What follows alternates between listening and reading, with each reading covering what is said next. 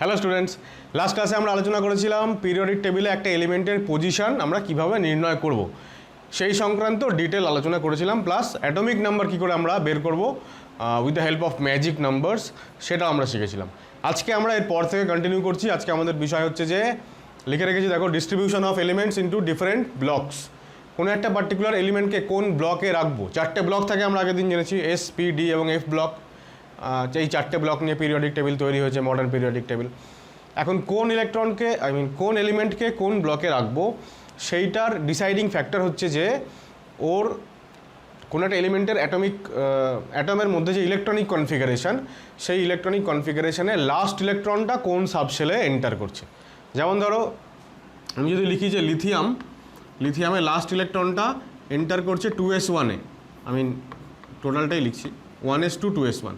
কিন্তু বোরন যদি লিখি তাহলে বোরন হচ্ছে, দেখো, 1s2 2s2 অ্যান্ড 2p1। তাহলে লাস্ট ইলেকট্রনটা এখানে এন্টার করছে পিতে, পি সাবশেলে p1, আর এখানে লাস্ট ইলেকট্রন এন্টার করছে s1-এ। তো লাস্ট ইলেকট্রনকে আমি যেখানে লাস্ট ইলেকট্রন এন্টার করছে, মানে ইলেকট্রন তো আর এন্টার একা একা করতে পারবে না, মানে এন্টার তো করেই আছে ইলেকট্রন কোনো একটা অ্যাটমের মধ্যে।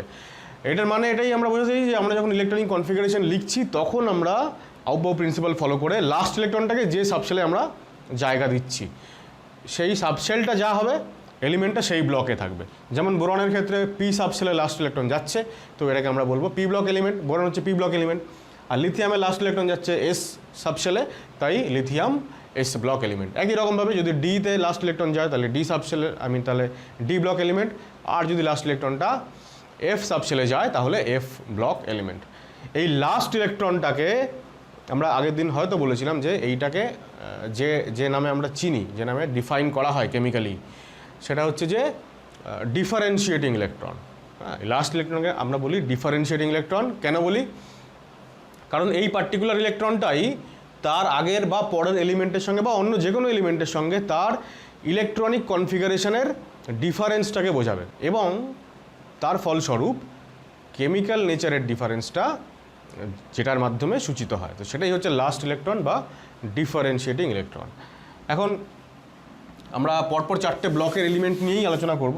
প্রথমে আমরা আজকে আলোচনা শুরু করছি এস ব্লক এলিমেন্ট নিয়ে। S block elements. তো এস ব্লক এলিমেন্টস আমরা কাদের বলবো? আমরা বলবো তাদের যে elements which have elements in which n-1th nth সেলটাকে আমরা যদি আউটার মোস্ট বলি তাহলে n-1টা হচ্ছে আউটার মোস্ট সেলের জাস্ট ভেতরের যে সেলটা আছে সেটা। এটাকে বলা হয় পেনাল্টিমেট সেল। কি বলা হয়? পেনাল্টিমেট। আলটিমেট মানে সব থেকে বাইরেরটা, তাই n-1টা হচ্ছে penultimate shell, in which n-1th shell is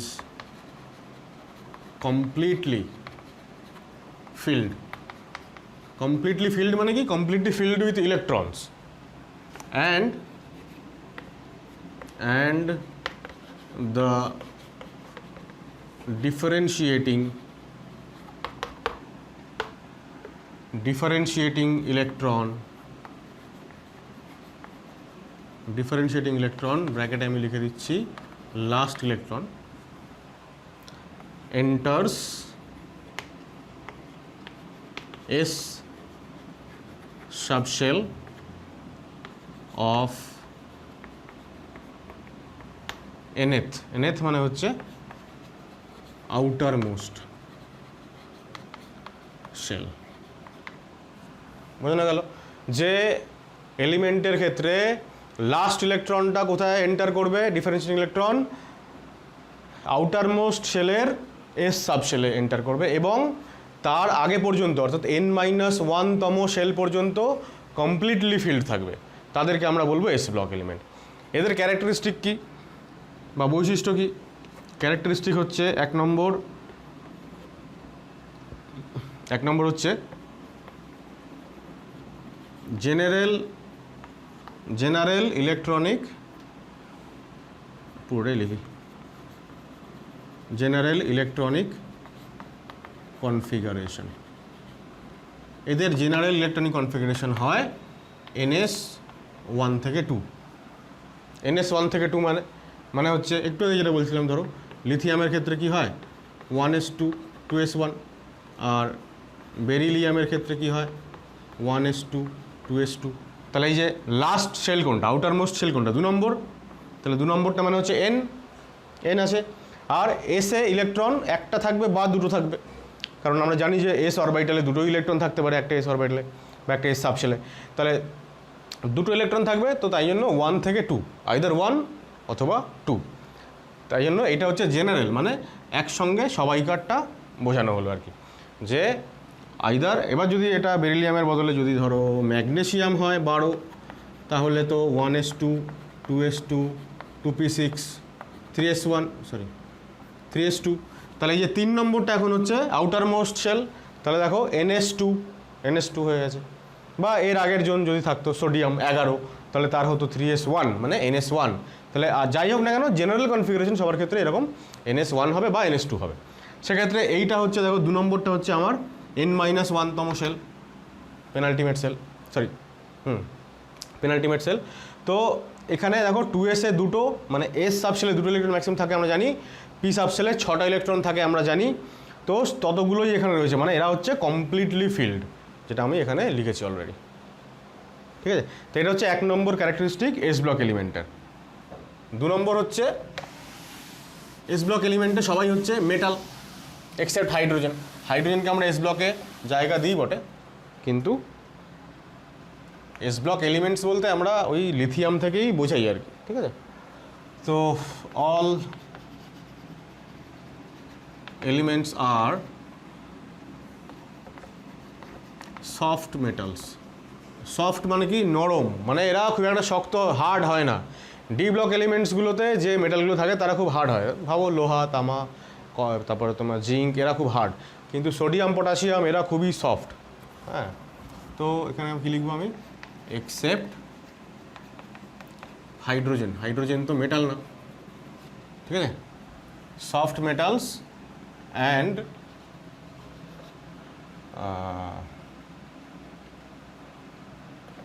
not as hard as D block metals. D ব্লকের এলিমেন্টগুলোর সঙ্গে মানে ওদের মতন অতটাও হার্ড নয়। থার্ড হচ্ছে যে আমরা জানি, একটু আগে বললাম যে গ্রুপ 1 এবং গ্রুপ 2 এই দুটো মিলিয়ে হচ্ছে আমাদের এস ব্লক। তাহলে গ্রুপ 1 এলিমেন্টস এদেরকে আমরা কী নামে চিনি, অ্যালকালি মেটালস। অ্যালকালি মেটালস কেন বলে, কারণ এই গ্রুপ 1-এর যারা এলিমেন্টসগুলো আছে, lithium, sodium, potassium, rubidium, caesium, francium, এরা অ্যালকালি অর্থাৎ ক্ষার তৈরি করে। কখন তৈরি করে, জলের সঙ্গে রিয়াকশান করে। ঠিক আছে, একটা এক্সাম্পল আমরা এরকম দিতেই পারি যে NaOH তৈরি করবে আর হাইড্রোজেন গ্যাস তৈরি করবে। তো যেহেতু অ্যালকালি তৈরি করে তাই এরা অ্যালকালি মেটালস। আর গ্রুপ 2 এলিমেন্টস গুলোকে বলা হয় alkaline earth metal. Earth metal কেন বলে, অ্যালকালাইন, এরাও অ্যালকালাইন, কিন্তু আর্থ মেটাল কেন বলে, কারণ এদেরকে আর্থ ক্রাস্টে পাওয়া যায়। ঠিক আছে, এখানে ব্র্যাকেট লিখছি, ফাউন্ড ইন আর্থ ক্রাস্ট। ঠিক আছে, এখানে একটা জিনিস আমাকে উল্লেখ করতে হবে, সেটা হচ্ছে যে গ্রুপ 2-তে কারা কারা থাকে। গ্রুপ 2-তে বেরিলিয়াম থেকে শুরু হয় না, বেরিলিয়াম, ম্যাগনেসিয়াম, ক্যালসিয়াম। তো আমি এখানে লিখব যে এক্সেপ্ট বেরিলিয়াম। বেরিলিয়ামটাকে অ্যালকালাইন আর্থ মেটাল বলা হয় না, কেন, কারণ it is amphoteric in nature.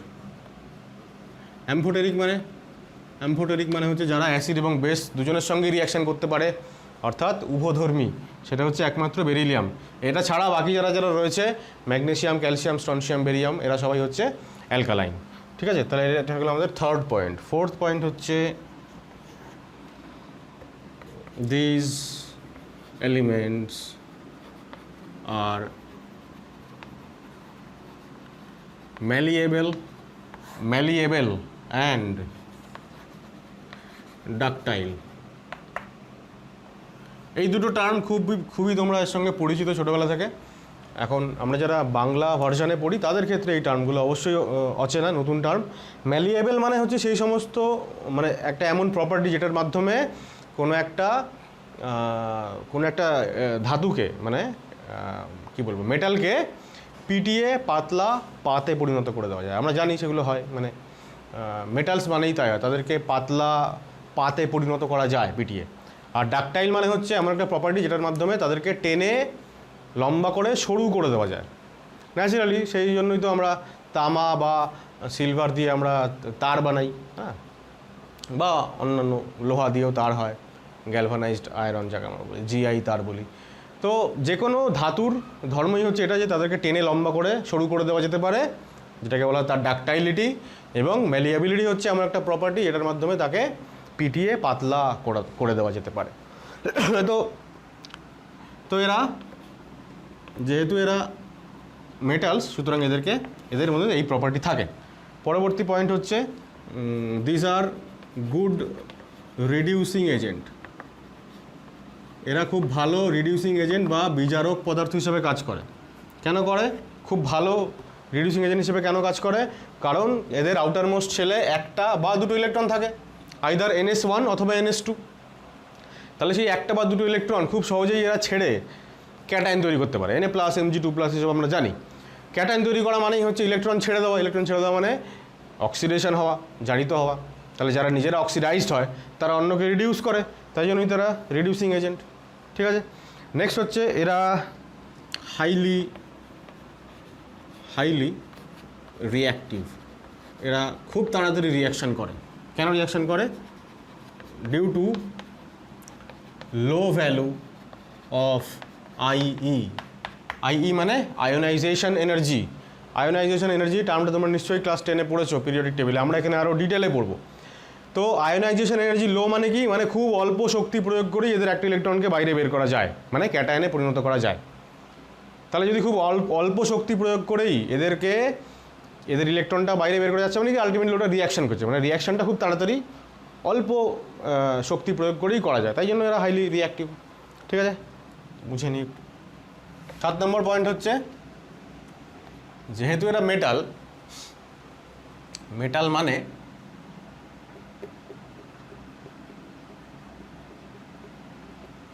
Metal মানে এরা good conductor of heat and electricity এবং তাপ খুব তাড়াতাড়ি তারা পরিবহন করতে পারবে। নেক্সট হচ্ছে এদের যেটা মেইন আরেকটা প্রপার্টি, সেটা হচ্ছে ফর্মস, FORMS, ফর্মস মানে তৈরি করে অনলি আয়নিক কম্পাউন্ডস। এরা কেবলমাত্র আয়নিক বা তড়িৎযোজী যৌগ তৈরি করে, except lithium and beryllium. Lithium আর বেরিলিয়ামের মধ্যে এরা কোভ্যালেন্ট বা সমযোজী যৌগ তৈরি করার টেন্ডেন্সি এরা দেখায়, মানে ইনফ্যাক্ট তৈরিও করে। বাকি সমস্ত এস ব্লক এলিমেন্টস তারা আয়নিক কম্পাউন্ডই তৈরি করে। ঠিক আছে, আর লাস্ট হচ্ছে কম্পাউন্ডস আর, মানে এই সমস্ত মেটালগুলো যা যা কম্পাউন্ড তৈরি করে সেই সমস্ত কম্পাউন্ডগুলো হচ্ছে কালারলেস, সবই হোয়াইট কালারের হয়, কালারফুল কোনো কম্পাউন্ড হয় না।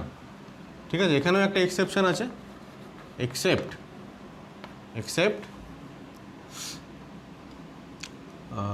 CrO4 2- আয়নটার নাম হচ্ছে chromate ion.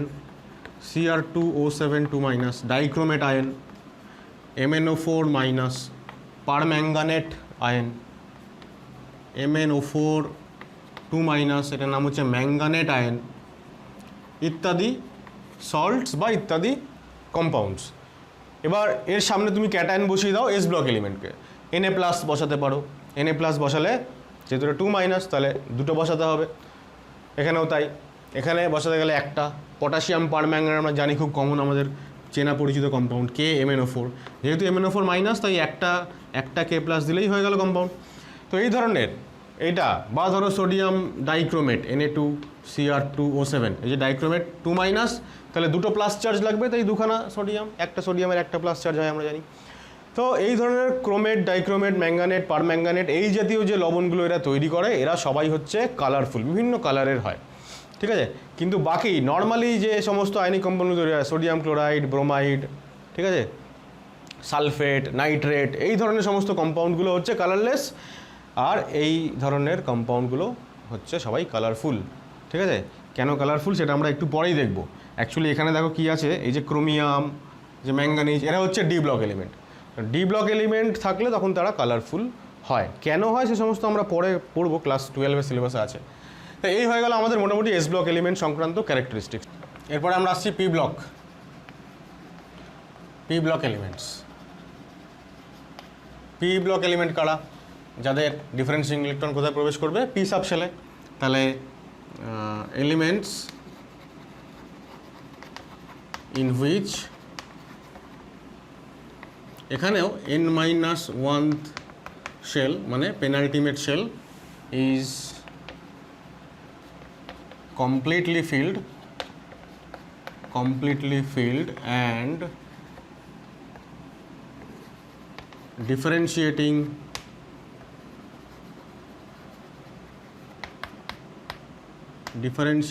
electron enters p subshell of nth মানে লাস্ট লেখাটা ঠিক হবে না, আউটার মোস্ট শেল, ঠিক আছে। আউটার মোস্ট শেলের পি সাবশেলের লাস্ট ইলেকট্রনটা মানে ডিফারেন্সিয়েটিং ইলেকট্রনটা প্রবেশ করবে, আর n-1তম শেল পর্যন্ত সবই কমপ্লিটলি ফিল্ড থাকবে। তাহলে এদের ক্যারেক্টারিস্টিক্স হচ্ছে এক নম্বরে আমরা আগেরটায় কী লিখেছিলাম, জেনারেল ইলেকট্রনিক কনফিগারেশন, এদের ক্ষেত্রেও তাই লিখি, জেনারেল ইলেকট্রনিক কনফিগারেশন, সংক্ষেপে লিখছি এটাকে, হলো কি ns2np 1 থেকে 6। যেহেতু পি সাবশেলে 6টা ইলেকট্রন থাকে, p1 থেকে শুরু করে p6 6টা কনফিগারেশন, তাই পি ব্লকে 6টা গ্রুপ থাকবে, গ্রুপ 13 থেকে 14, তাই তো। তাহলে গ্রুপ 13 থেকে 14 বললাম, গ্রুপ 13 থেকে 18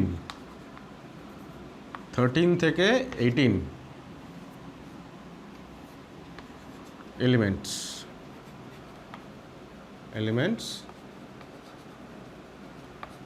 বিলং টু পি ব্লক,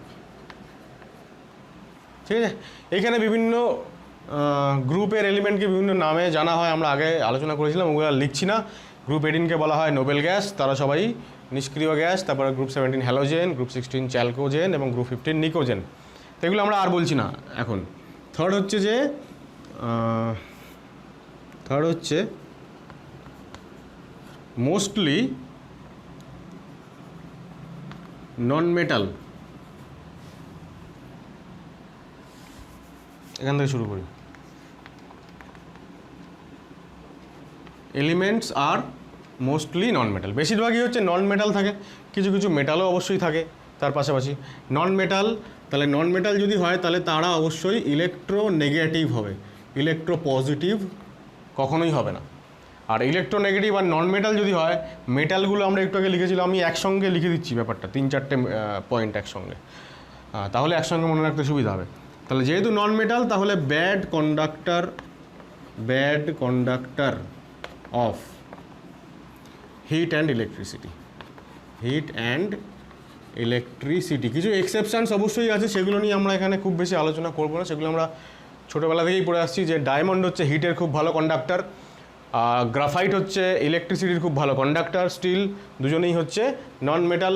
তো সেই সমস্ত এক্সেপশানের খুব বেশি ডিটেলে আমরা এখন যাচ্ছি না। ফোর্থ হচ্ছে যে পি ব্লকে যেহেতু এলিমেন্ট, পি ব্লক হচ্ছে only block in the periodic table যেখানে কিন্তু রুম টেম্পারেচারে সলিড, লিকুইড, গ্যাস এই 3 ধরনের এলিমেন্টই এখানে প্রেজেন্ট, ঠিক আছে। যেমন ধরো নাইট্রোজেন, অক্সিজেন, ফ্লুরিন, ক্লোরিন, এরা হচ্ছে গ্যাস, ব্রোমিন হচ্ছে লিকুইড, ব্রোমিন পাশাপাশি গ্যালিয়ামও হচ্ছে লিকুইড হয়, একটু টেম্পারেচারটা কমালেই রুম টেম্পারেচারের কাছাকাছি। আর বাদ বাকি সবাই হচ্ছে সলিড। তাহলে আমরা কি লিখব যে only block in periodic table in which solid,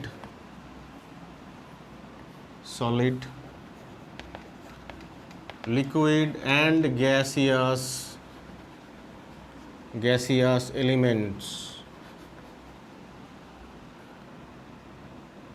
coexist মানে একসঙ্গে তারা এক্সিস্ট করে at room temperature। ঠিক আছে, ফর এক্সাম্পল যেটা বললাম ব্রোমিন, গ্যালিয়াম এরা হচ্ছে liquid, nitrogen, oxygen, fluorine, chlorine এরা হচ্ছে গ্যাস, বাদ বাকি সব হচ্ছে সলিডস, সেগুলো আর লিখছি না। 4টে হয়ে গেল, কপি করো। 5 নম্বর হচ্ছে both ionic and covalent compounds are formed by p block elements। p block এলিমেন্টরা নির্দিষ্ট করে বলা যায় না যে এরা কোভ্যালেন্ট কম্পাউন্ডই তৈরি করবে বা আয়নিক কম্পাউন্ডই তৈরি করবে, এরা সব ধরনের কম্পাউন্ডই তৈরি করে। নেক্সট হচ্ছে শো মানে এরা দেখায়, কি দেখায়, variable valency and oxidation number. এরা পরিবর্তনশীল যোজ্যতা এবং অক্সিডেশন নাম্বার দেখায়। এই সংক্রান্ত ডিটেল আমরা আলোচনা করব পরে কেমিক্যাল বন্ডিং চ্যাপ্টারে। এখন একটু বলে রাখি, যেমন ধরো নাইট্রোজেন +3 +5 দুটো অক্সিডেশন নাম্বার দেখায়, সালফার +2 +4 +6 তিনখানা অক্সিডেশন নাম্বার দেখায়, ক্লোরিন তো আরোই বেশি দেখায়, -1 দেখায়, +1, হ্যাঁ, +3 +5 +7 দেখায়। তো এইরকম বিভিন্ন ভেরিয়েবল ভ্যালেন্সি এবং অক্সিডেশন নাম্বার এরা শো করে। Seventh oxides of non metals. আমরা একটু আগে বলছিলাম যে এখানে মেটাল নন মেটাল দু ধরনেরই এলিমেন্ট থাকে, ইনফ্যাক্ট মেটালয়েডও থাকে, 3 ধরনের এলিমেন্টই থাকে। তো পি ব্লক হচ্ছে সেই অনলি ব্লক যেখানে মেটালয়েড এবং নন মেটাল সবাই থাকে, সেটাও আমরা অবশ্যই লিখে দিচ্ছি পরের পয়েন্টে। তাহলে oxides of non metals are acidic in nature.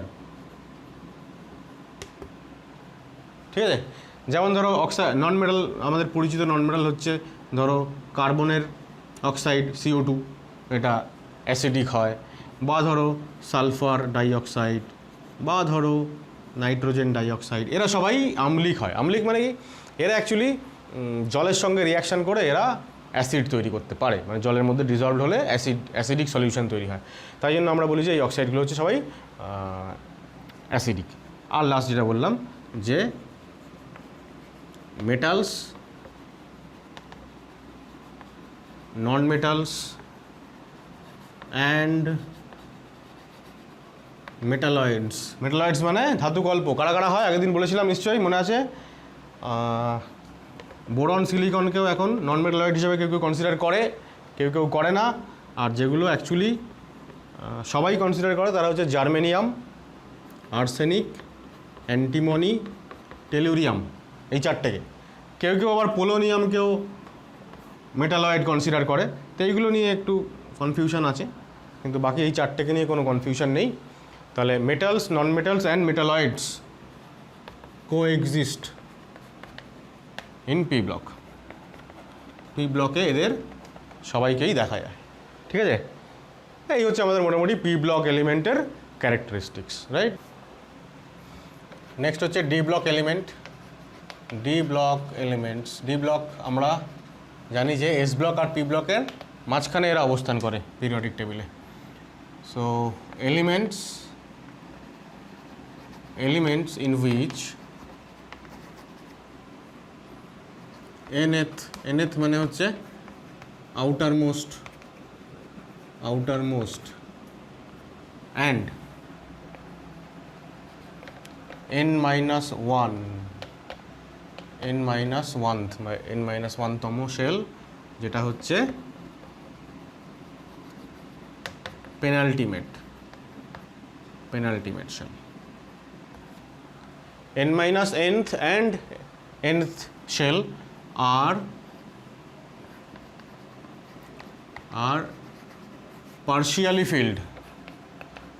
filled মানে completely filled নয়, অর্থাৎ n minus 1th শেলের কোনো একটা অরবিটাল, এখানে d অরবিটাল, সেটা পার্শিয়ালি ফিল্ড থাকে। ডিতে ম্যাক্সিমাম যে 10টা ইলেকট্রন থাকতে পারে আমরা জানি, তো 10টাই থাকে না, তার থেকে কম থাকে।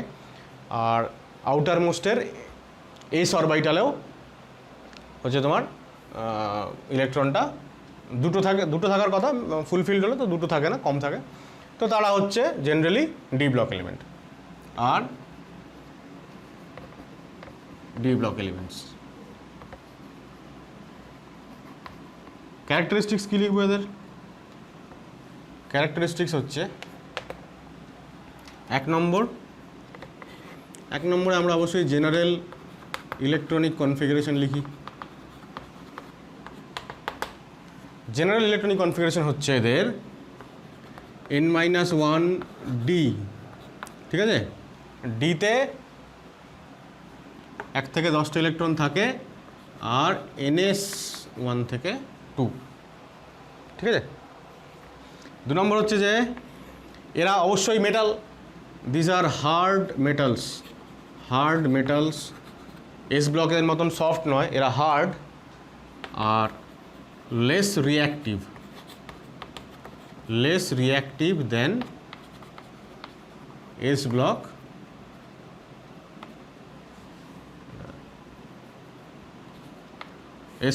মেটালস বা এস ব্লক এলিমেন্টস, ঠিক আছে? 3 নম্বর হচ্ছে এস ব্লক এলিমেন্টের যা অ্যাজ এ মেটাল যা প্রপার্টি ওরা দেখায়, অ্যাজ এ মেটাল এরাও তাই প্রপার্টি দেখায়। কীরকম? সেটা হচ্ছে good conductor of heat and electricity, তারপর ধরো ম্যালিয়েবল, তারপর ধরো ডাকটাইল, আর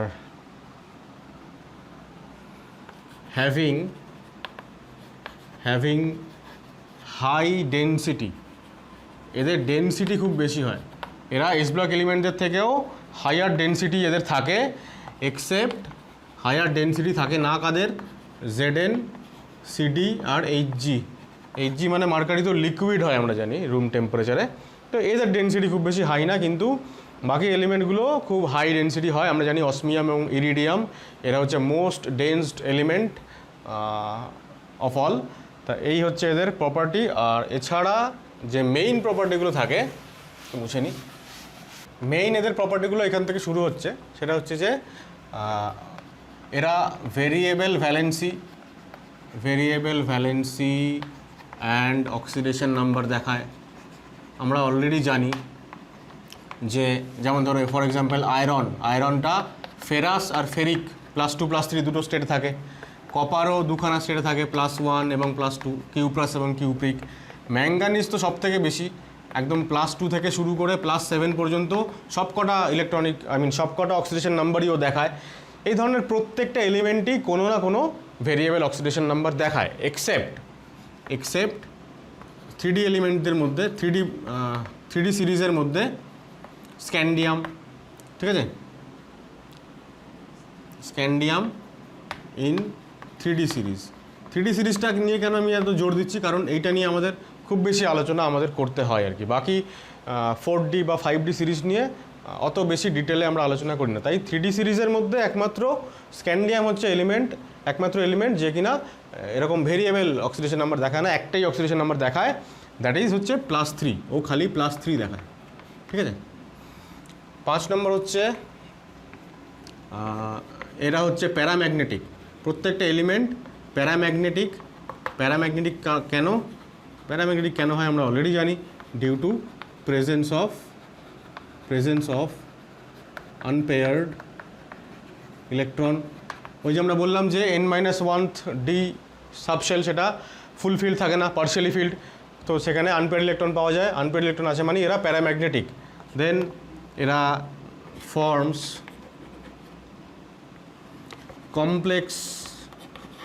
কমপ্লেক্স সল্ট। কমপ্লেক্স সল্ট নিয়ে আমাদের ডিটেলড আলোচনা ক্লাস 12-এর সিলেবাসে আছে, ক্লাস 12-এ ইউনিট 9-এ আছে। কমপ্লেক্স সল্ট এরা তৈরি করে, মানে আমরা এই যে একটু আগে দেখলাম না ডাইক্রোমেট, পারম্যাঙ্গানেট, তো ওইগুলো হচ্ছে কমপ্লেক্স আয়ন। কমপ্লেক্স আয়নযুক্ত সল্ট এরা তৈরি করে। আর যেমন ধরো ওই যে ম্যাঙ্গানিজ, ওটা তো D block element, chromium D block element, এছাড়াও আরও অনেকেই আছে। তা ওরা ওই কমপ্লেক্স আয়ন তৈরি করে, কমপ্লেক্স সল্ট তৈরি করে। আর কালার্ড সল্ট তৈরি করে, এরা সবসময় কালার্ড কম্পাউন্ড তৈরি করে। কালার্ড কম্পাউন্ড লিখে দিই, ডি ব্লক এলিমেন্ট সবসময় কালার্ড কম্পাউন্ড তৈরি করে, ঠিক আছে। 7th হচ্ছে যে এরা ফর্মস অ্যালয় মানে ধাতু সংকর তৈরি করতে পারে। তারপরে হচ্ছে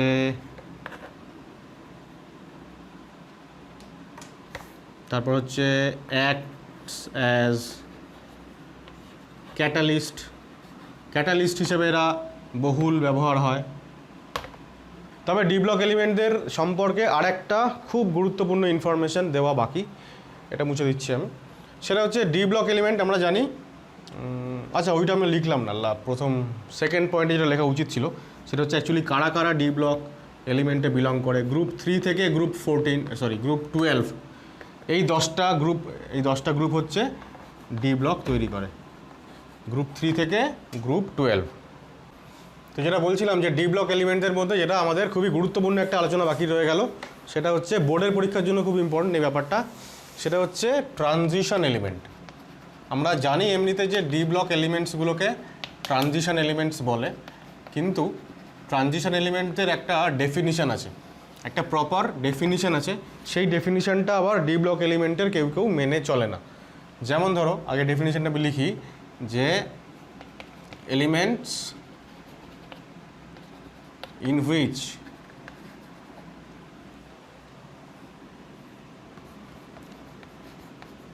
partially filled d orbitals বা d subshell যাই লেখো, d subshell is present at its ground state or at a stable oxidation state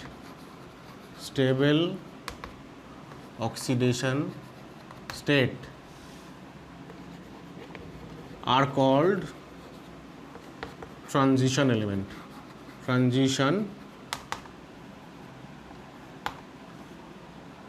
elements। খুবই গুরুত্বপূর্ণ ব্যাপারটা।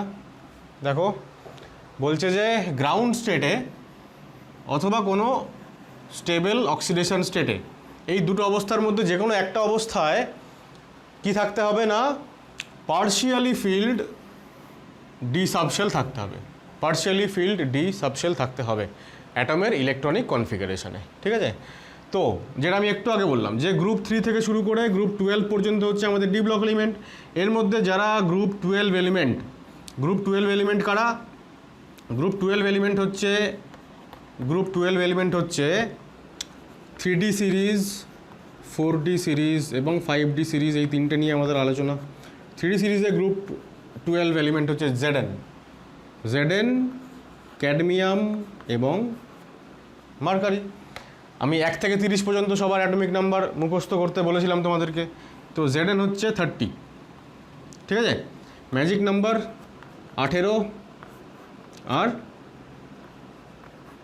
32, তাহলে 30 আর 18 48, 48 আর 32, 80, তো এই হচ্ছে এদের অ্যাটমিক নাম্বার। যাই হোক, অ্যাটমিক নাম্বার দিয়ে আমাদের খুব একটা কাজ নেই। আমরা যেটা করব যে ইলেকট্রনিক কনফিগারেশনটা লিখে নিই। জিঙ্কের ইলেকট্রনিক কনফিগারেশন আমি তোমাদেরকে বলবো যে তোমরা জিঙ্কের ইলেকট্রনিক কনফিগারেশন 1s2 2s2 থেকে শুরু করলে দেখবে যে এদের ইলেকট্রনিক কনফিগারেশন হচ্ছে জিঙ্কের ক্ষেত্রে 3d10 4s2, এটার ক্ষেত্রে হচ্ছে যেহেতু 4d সিরিজ তাহলে 4d10 5s2, এটা 5d সিরিজ তো 5d10 6s2। এই হচ্ছে এদের তিনজনের ইলেকট্রনিক কনফিগারেশন। এবার দেখো ডি সাবশেলটা ফুলফিল্ড না, ডিতে ম্যাক্সিমাম 10টি ইলেকট্রন থাকতে পারে, তো 10টেই আছে, 10টেই আছে মানে ফুলফিল্ড। পার্শিয়ালি ফিল্ড কি হলো না, পার্শিয়ালি ফিল্ড মানে একটা থেকে শুরু করে 9টা ইলেকট্রন থাকবে ডি সাবশেলে, তাহলে আমরা বলবো পার্শিয়ালি ফিল্ড। যেই 10টা হয়ে যাবে আমরা বলবো কমপ্লিটলি ফিল্ড। তাহলে পার্শিয়ালি ফিল্ড যতক্ষণ থাকছে অর্থাৎ মোটমাট D1 থেকে D9 কনফিগারেশন হতে হবে, তখন আমরা তাদেরকে বলতে পারবো ট্রানজিশন এলিমেন্টস। ঠিক আছে, তাহলে এইটা হয়ে গেল এদের ground state electronic configuration, ground state. ঠিক আছে, এইটা হচ্ছে গ্রাউন্ড স্টেট। গ্রাউন্ড স্টেট কেন বলছি, কারণ এরা এই অবস্থায়, এরা এলিমেন্ট অবস্থায় আছে, পরমাণু অবস্থায় আছে। পরমাণু অবস্থায় থাকা মানে হচ্ছে গ্রাউন্ড স্টেট অবস্থায় থাকা। আচ্ছা, আমি এইখানটাতেই লিখি, তাহলে এইখানে আমি লিখি যে স্টেবল অক্সিডেশন স্টেট, এটা গ্রাউন্ড স্টেট কনফিগারেশন হয়ে গেল, আর এটা স্টেবল অক্সিডেশন স্টেট। এবার স্টেবল অক্সিডেশন স্টেট মানে কি, অক্সিডাইজ হবে তো এলিমেন্টটা। ধরো জিঙ্ক থেকে ZnCl2 তৈরি হলো কোনো কারণে, আমরা জানি যে জিঙ্ক কত অক্সিডেশন নাম্বার শো করে +2। জিঙ্কের যে কোনো কম্পাউন্ডে যদি ZnSO4 লিখি তাহলে SO4 2-, সুতরাং Zn2+। আবার দুটো Cl এর -1 করে 2-, তাহলে Zn এর 2+, অর্থাৎ Zn সবসময়তেই 2+। এই স্টেটেও অক্সিডাইজড হয়, তাহলে ওর স্টেবল অক্সিডেশন স্টেট হচ্ছে +2। এবার +2 যখন হবে জিঙ্ক থেকে, যখন জিঙ্ক 2+ হবে, কখন হবে, যখন Zn হচ্ছে দুটো ইলেকট্রন ছেড়ে দেবে। দুটো ইলেকট্রন যখন ছেড়ে দেবে তখন Zn2+-এ পরিণত হবে। এবার দুটো ইলেকট্রন যদি জিঙ্কের এই অ্যাটম থেকে যদি দুটো ইলেকট্রন বেরিয়ে যায়, তাহলে সেই দুটো ইলেকট্রন কোনখান থেকে বেরোবে, নিশ্চয়ই এই আউটার মোস্ট শেল থেকে বেরোবে। আউটার মোস্ট শেল আমরা এর আগে অ্যাটমিক স্ট্রাকচারে আলোচনা করেছি যে আউটার মোস্ট শেলের সঙ্গে নিউক্লিয়াসের ইন্টারাকশান মানে অ্যাট্রাকশান সব থেকে কম, তাই আউটার মোস্ট শেলের ইলেকট্রনকে বাইরে বের করা সব থেকে সহজ। তাই যখন জিঙ্ক থেকে দুটো ইলেকট্রন বেরোবে এবং ও স্টেবল অক্সিডেশন স্টেটে যাবে, তখন সেই দুটো ইলেকট্রন 4s2 থেকেই বেরোবে। এদের ক্ষেত্রেও একই রকমভাবে 5s2 বা 6s2 থেকে ইলেকট্রনটা বেরোবে। তাহলে স্টেবল অক্সিডেশন স্টেটে ওর ইলেকট্রনিক কনফিগারেশন কী হবে, 3d10 হয়ে গেল অনলি, আর 4s0 বলে ওটা লিখছি না, তাহলে এটাতেও 4d10 আর এটাতেও 5d10। ঠিক আছে, তাহলে এদের গ্রাউন্ড স্টেটেও হচ্ছে ডিটা ফুলফিল্ড, স্টেবল অক্সিডেশন স্টেটেও ডিটা ফুলফিল্ড। তাহলে ডি সাবশেল কোনোভাবেই পার্শিয়ালি ফিল্ড হচ্ছে না, তাই জন্য এরা অর্থাৎ গ্রুপ 12 এলিমেন্টগুলো ডি ব্লক এলিমেন্ট হওয়া সত্ত্বেও এরা ট্রানজিশন এলিমেন্ট নয়। বোঝা না গেল? তাহলে আমি এখানে ফাইনালি কনক্লুশন কি লিখবো, দেখো কনক্লুশন তাহলে আমরা ওটা লিখে দিই যে গ্রুপ 12 এলিমেন্টস, কি লিখছি, elements are D block elements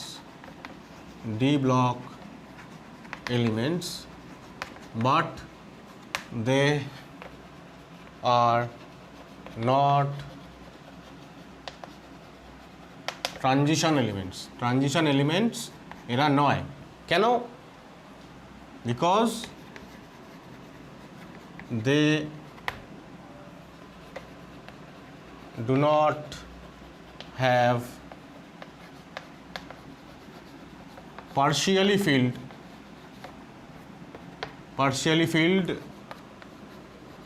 D subshells, partially filled D subshells নেই, তাই জন্য এরা হচ্ছে ডি ব্লক এলিমেন্ট হওয়া সত্ত্বেও এরা ট্রানজিশন এলিমেন্ট নয়। ট্রানজিশন এলিমেন্ট কারা কারা? ট্রানজিশন এলিমেন্ট আমরা বলি জেনারেলি গ্রুপ 3 থেকে শুরু করে গ্রুপ 11 পর্যন্ত। ঠিক আছে? তো এরা হচ্ছে ট্রানজিশন এলিমেন্ট। এখন আমাদের এই পার্টটা থেকে সব থেকে কমন যে কোয়েশ্চেনটা সেটা হচ্ছে জিঙ্কের সঙ্গে কম্প্যারিজন হয় কপারের। ঠিক আছে, আমরা যদি এইবার কপারের আলোচনা করি, মানে গ্রুপ 12 তো তার ঠিক আগে 30 হচ্ছে জিঙ্ক, 29 হচ্ছে কপার, তার মানে ওটা গ্রুপ 11-এ থাকবে। তো আমরা এবার না গ্রুপ 11-এর এখানে আলোচনাটা করছি, গ্রুপ 11-এর। তো কপারের যদি আমরা ইলেকট্রনিক কনফিগারেশন লিখি, কপার আমরা জানি যে কপার আর ক্রোমিয়াম এরা এক্সেপশনাল ইলেকট্রনিক কনফিগারেশন দেখায়। তো এর অ্যাকচুয়ালি 3D10 আর 4s1 হয় কনফিগারেশন, 3D9 আর 4s2 হওয়ার পরিবর্তে। এখন দেখো, তাহলে কপারেরও তো গ্রাউন্ড স্টেটে ডিটা ফুল ফিল্ড, পার্শিয়ালি ফিল্ড নয়। তাহলে প্রথম কথা হচ্ছে এটা হচ্ছে এর গ্রাউন্ড স্টেট, জিএস লিখলাম, জিএস মানে গ্রাউন্ড স্টেট। গ্রাউন্ড স্টেটে ডি হচ্ছে তোমার ফুল ফিল্ড, ডিটা যেহেতু ফুল ফিল্ড তাই এই অবস্থায় একে ট্রানজিশন এলিমেন্ট বলা যাবে? যাবে না। কিন্তু ট্রানজিশন এলিমেন্ট বলার জন্য তো আমরা দুটো কন্ডিশন বলেছি, আইদার গ্রাউন্ড স্টেট অথবা স্টেবল অক্সিডেশন স্টেট। এইবার কপার কোন কোন অক্সিডেশন নাম্বার দেখায়? কিউপ্রাস আর কিউপ্রিক। কিউপ্রাস মানে হচ্ছে একটা ইলেকট্রন ও ছাড়বে, একটা ইলেকট্রন যাবে কোত্থেকে? আউটার মোস্ট শেল থেকে, তাহলে 3D10। আর কিউপ্রিক হলে দুটো ইলেকট্রন যাবে, তাহলে একটা 4s1 থেকে চলে গেলে আরেকটা চলে যাবে কোত্থেকে? 3D10 থেকে যাবে, 3D10-এর মধ্যে থেকে একটা চলে গিয়ে হয়ে যাবে 3D9।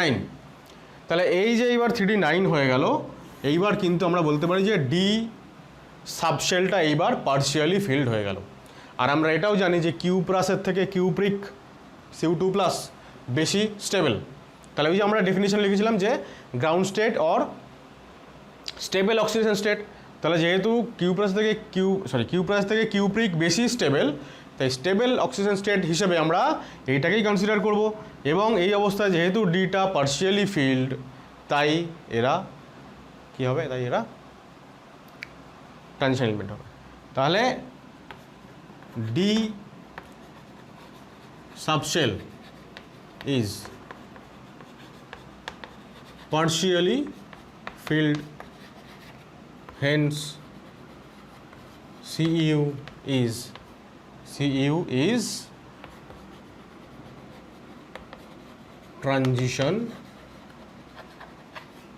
element। ঠিক আছে, তো এই হচ্ছে আমাদের ট্রানজিশন এলিমেন্ট সংক্রান্ত আলোচনা, ভীষণ ভীষণ ইম্পর্টেন্ট। গ্রুপ 12-এর তিনজনেই হচ্ছে ডি ব্লক এলিমেন্ট হওয়া সত্ত্বেও ট্রানজিশন এলিমেন্ট নয়। তো এখান থেকে একটা কোয়েশ্চেন এরকম আসতে পারে পরীক্ষায়, সেটা হচ্ছে যে এটাকে মুছি, সেটা হচ্ছে যে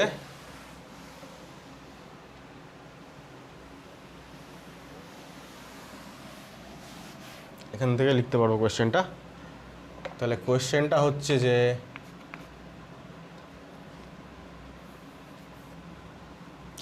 ধরবে না, মুছেই দিই। কোয়েশ্চেনটা হচ্ছে যে all transition elements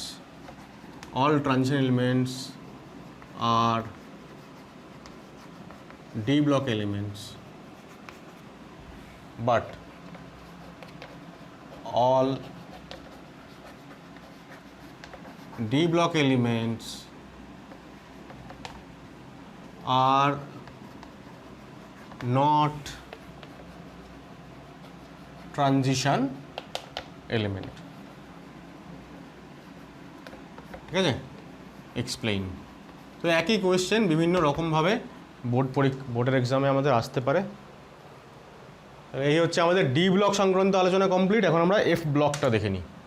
এরপর লাস্ট আসছে F block element. F block এলিমেন্টসগুলো আসলে এদের যে প্রপার্টিগুলো হয় সেগুলো ডি ব্লক এলিমেন্টের মতোই সিমিলার।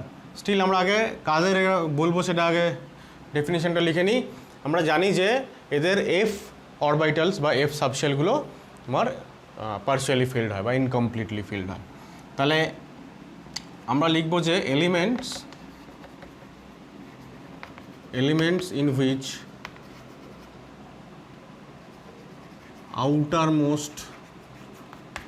আউটারমোস্ট মানে এনতম, nth, পেনাল্টিমেট মানে হচ্ছে n-1তম, and anti penultimate. Anti penultimate মানে কোনটা? n-2তম এই এতগুলো শেল আর পার্শিয়ালি ফিল্ড, ঠিক আছে? এতগুলো শেল যাদের পার্শিয়ালি ফিল্ড থাকে তাদেরকে আমরা বলবো এফ ব্লক এলিমেন্টস, ঠিক আছে? ক্যারেক্টারিস্টিক্স প্রথমে কি বলবো, যে জেনারেল ইলেকট্রনিক কনফিগারেশন, n-2তম শেলের অ্যাকচুয়ালি এফ সাবশেলটা তোমার পার্শিয়ালি ফিল্ড থাকে, তাহলে n-2f 1 থেকে 14, এফ সাবশেলে 14 ইলেকট্রনস থাকে ম্যাক্সিমাম। n-1d, ডিতে 1 থেকে 0 থেকে 1, আর ns 1 থেকে 2, ঠিক আছে? এই হচ্ছে এদের জেনারেল কনফিগারেশন। আমরা জানি যে এ ব্লক এলিমেন্টের দুটোই পিরিয়ড হয়, 6 পিরিয়ডে থাকে ল্যান্থানাইডসগুলো আর 7 পিরিয়ডে থাকে অ্যাক্টিনাইডসগুলো। তাহলে ল্যান্থানাইড বা ল্যান্থানয়েডস এদের কনফিগারেশন কি হয়, এরা 6th পিরিয়ডে থাকে, মানে এদের আউটার মোস্ট শেল হচ্ছে 6 নম্বর শেল। তাহলে এই যে nতম যে শেলটা ns, এই nটা হচ্ছে 6, তার মানে n-1টা হচ্ছে 5, এটা হচ্ছে 4, তাহলে 4f 1 থেকে 14, 5d 0 to 1 and 6s 1 to 2, এটা হচ্ছে ল্যান্থানাইডদের জেনারেল কনফিগারেশন। আর অ্যাক্টিনয়েডসদের জেনারেল কনফিগারেশন হচ্ছে ঠিক এর পরের পিরিয়ড, তাহলে 5f 6d অ্যান্ড 7s, ঠিক আছে? এই হয়ে গেল এদের first point, first characteristics. Lanthanide এলিমেন্টের এফ ব্লক এলিমেন্টের ক্যারেক্টারিস্টিক হচ্ছে এরা সবাই মেটাল। 2 নম্বর হচ্ছে অল এলিমেন্টস আর মেটাল। 3 নম্বর হচ্ছে actinides R all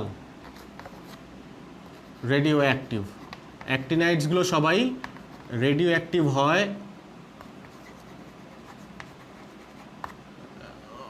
ল্যান্থানয়েডসগুলো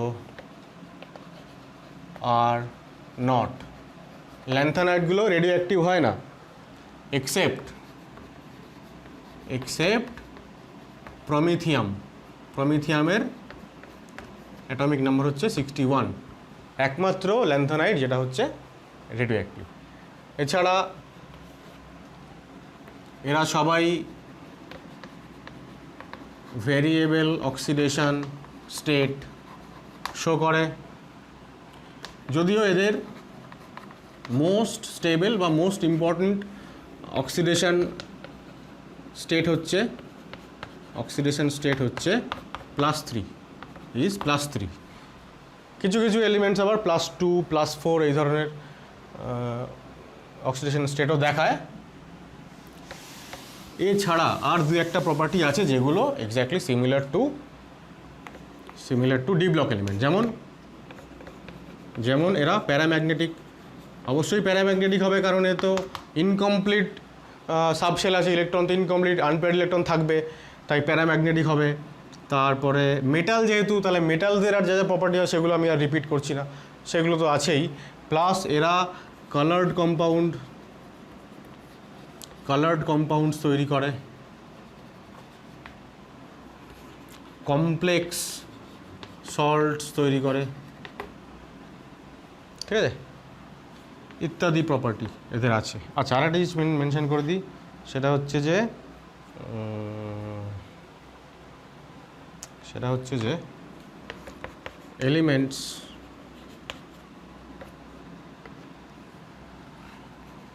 with atomic number more than 92 are called, কি বলা হয় এদেরকে?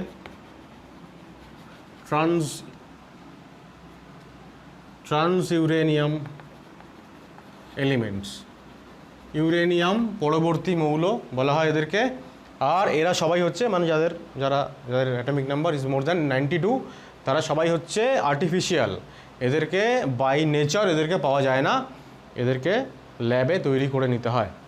তাহলে এই হলো আমাদের এফ ব্লক এলিমেন্ট সংক্রান্ত আলোচনা। তাহলে আমাদের এরকমভাবে এস, পি, ডি এবং এফ ব্লকের এলিমেন্টসগুলোর ক্যারেক্টারিস্টিক্স জেনে রাখতে হবে, কারণ এইখান থেকে কিছু থিওরিটিক্যাল কোয়েশ্চেন্স, এমসিকিউ যা খুশি আসতেই পারে। সুতরাং এইগুলো জেনে রাখাটা খুবই আবশ্যিক। দেখো আজকে লাস্ট টপিক হচ্ছে IUPAC nomenclature of elements with Z less greater than 100, মানে জেড মানে হচ্ছে অ্যাটমিক নাম্বার 100-র বেশি, এই ধরনের এলিমেন্টগুলোর আইইউপিএসি নমেনক্লেচার। এখন এই ধরনের এলিমেন্টগুলোর আইইউপিএসি নমেনক্লেচারের দরকার কেন পড়লো? আসলে কি হচ্ছে, আমরা একটু আগে বললাম যে যারা ট্রান্স ইউরেনিয়াম তারা হচ্ছে আর্টিফিশিয়ালি তাদেরকে তৈরি করতে হয়। এবার এই তৈরি করার পরে যারা তৈরি করলো তাদের একটা অধিকার থাকে যে সেই নতুন আবিষ্কৃত মৌলটার নাম কি হবে এটা ডিসাইড করার।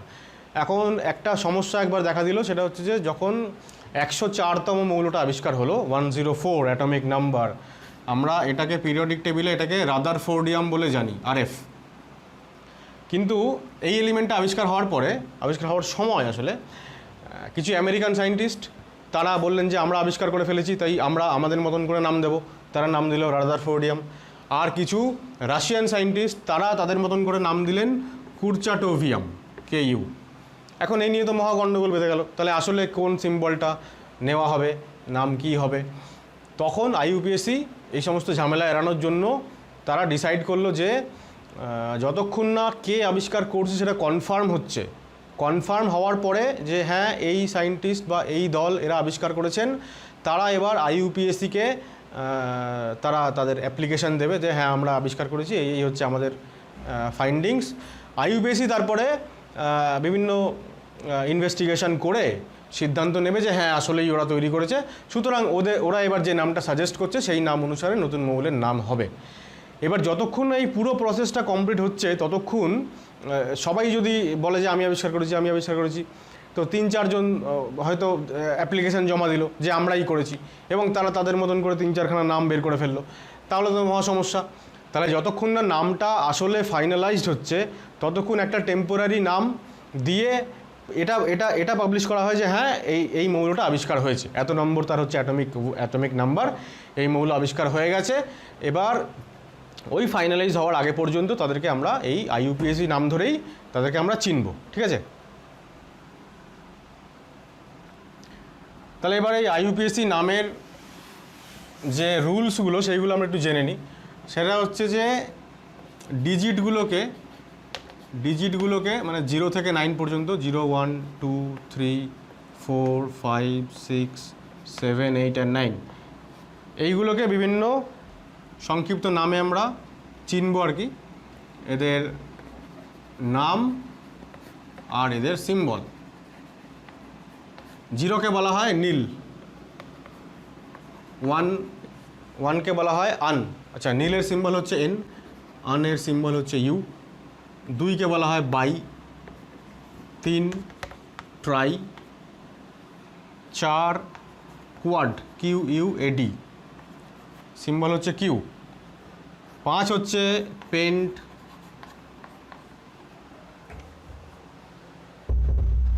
6 হচ্ছে হেক্স, H। আর লাইনটা গন্ডগোল হয়ে যাচ্ছে মনে হচ্ছে, যাকবে। 7 হচ্ছে সেপ্ট। খুব কেয়ারফুল, এই জায়গাটা আমাদের গন্ডগোল হয়। আমরা 7 মানে হেপ্ট জানি, আইইউপিএসি নমেনক্লেচার অর্গানিক কম্পাউন্ডের জন্য। আমরা এখানে সেপ্ট আর হেপ্টে গন্ডগোল করে ফেলি। এবার কেন এটাকে সেপ্ট বলা হলো, হেপ্ট না বলে, সেটাও বলছি আমি। 8 হচ্ছে অক্ট, O। আর 9 হচ্ছে NENN। এখানটাও গন্ডগোল হয় আমাদের। আমরা অর্গানিক কম্পাউন্ডের ক্ষেত্রে আমরা 9কে আমরা NON বলে জানি, কিন্তু এখানে ENN। এবার এই যে সিম্বল, এই সিম্বলের উপরে বেস করে কোনো একটা এলিমেন্টের নাম মানে কি বলে সিম্বলটাকে ডিজাইন করা হয়। এই যে যাদের 100-র বেশি, যাদের ধরা যাক 101তম একটা মৌল, অ্যাটমিক নাম্বার 101, তাহলে তো সিম্বল কী হবে? তাহলে 101 মানে 101, তাহলে 1 মানে হচ্ছে আনের সিম্বল হচ্ছে ইউ। এবার প্রথম ডিজিটটার জন্য তার সিম্বলটাকে বড় হাতের লিখতে হয়, ঠিক আছে।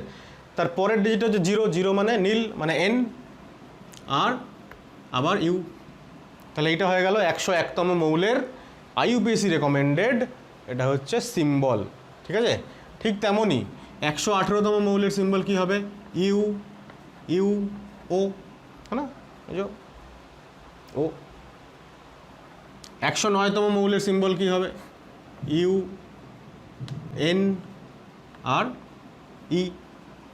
জিরো মানে হচ্ছে নীল, তাহলে এন লিখলাম, আর 9 হচ্ছে ENN, তাই ই লিখলাম। এইভাবে তোমাকে প্রত্যেকটা এলিমেন্টের এই সিম্বল দেখে অ্যাটমিক নাম্বার বের করতে হবে, বা অ্যাটমিক নাম্বার দেখে সিম্বল বের করতে হবে, ঠিক আছে। এবার আমি ওইটা বলি, ধরো এই যে 106 যদি কোনো মৌল হয়, তাহলে তার সিম্বল কি হবে? UNH, ঠিক আছে। এইচ, এই যে 6-এর জন্য এইচ, হেক্স, তাই এইচ।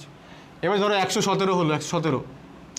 এবার যদি আমি এটাকে সেপ্ট না বলে হেপ্ট বলতাম, হেপ্ট, তাহলে 1 মানে আন, আবার হচ্ছে ইউ, হ্যাঁ এই যে ইউ, আর এই 7-এর জন্য আমি তো এখন এস লিখছি, যদি হেপ্ট হতো তাহলে এইচ লিখতাম। এইবার এইচ লিখলেই কনফিউশনটা হতো যে এই এইচ মানে আসলে 6 মানে হেক্সের জন্য এইচ না হেপ্টের জন্য এইচ, বুঝে না গেল? সেই কারণে এই দুটোর মধ্যে কনফিউশন এড়ানোর জন্য এটাকে হেপ্ট না বলে এটাকে সেপ্ট বলা হলো।